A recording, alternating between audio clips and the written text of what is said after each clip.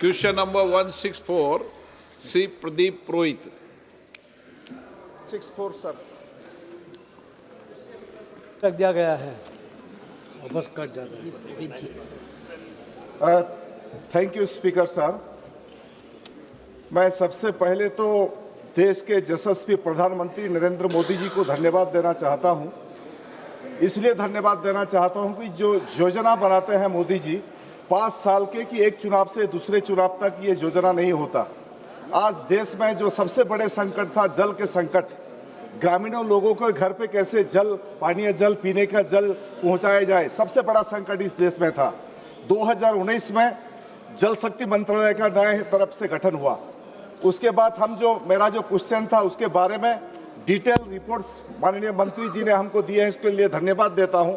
उसका रिपोर्ट के तहत 15/8/2019 तक उड़ीसा में 3.51 यानी कि 3.11 लाख घरों में पानीय जल, पेयजल का व्यवस्था था।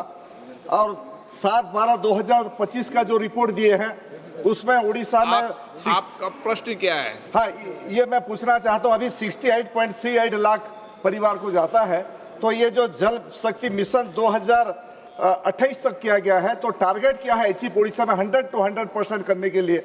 और दूसरा प्रश्न है ये इसके साथ कि ये जो वित्तीय सहायता केंद्र सरकार देता है, जितना वित्तीय सहायता देने हैं उसके कुछ बाकी उड़ीसा सरकार को देने के लिए बाकी है क्या?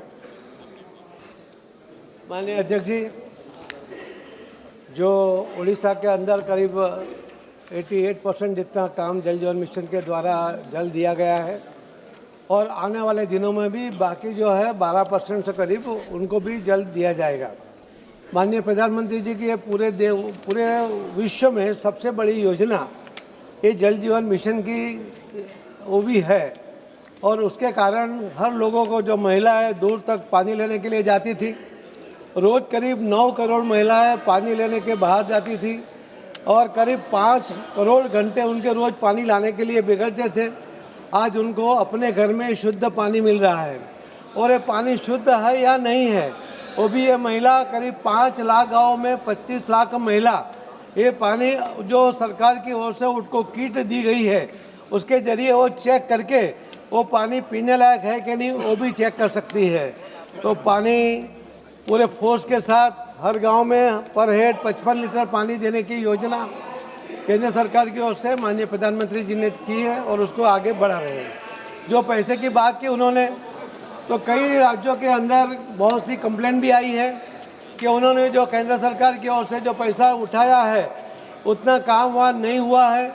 माननीय प्रधानमंत्री जी के निर्देश के अनुसार जो अलग अलग राज्यों में वहाँ इंक्वायरी की गई थी, उसका भी जो रिपोर्ट आया था वो भी हमने सभी राज्यों के मुख्यमंत्रियों और चीफ सेक्रेटरी को दिया है कि वो पूरा एक्शन ले और हमें उसका रिपोर्ट करें।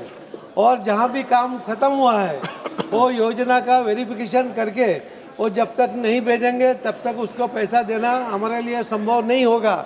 तो ये काम राज्य के अंदर भी पूरा कराए, यही मेरी आपसे उम्मीद भी है। ओके, माननीय सदस्य।